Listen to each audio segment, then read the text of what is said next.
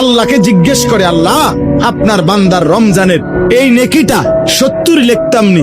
আল্লাহ বান্দার দিকে তাকাইয়া যখন দেখে গুনাহ থেকে মুক্ত, আল্লাহর জিকিরে তার জিহ্বা ভিজা, আল্লাহর মহব্বত তার কলিজার মধ্যে, সুন্নাত মোতাবেক তার জীবন, আল্লাহ তখন বলে না 70 না, 700 লেখো, 700, 7,000 লেখো, 70,000 লেখো, 7 লক্ষ লেখো, 70 লক্ষ লেখো, 7 কোটি লেখো, 70 কোটি লেখো, 70,000 কোটি লেখো।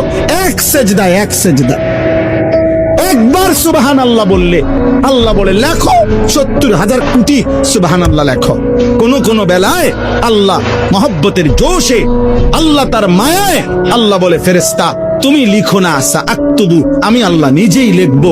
এই নেকি তুমি দিয়া পারতা না, আমি দেবো আমার বান্দার নেকি।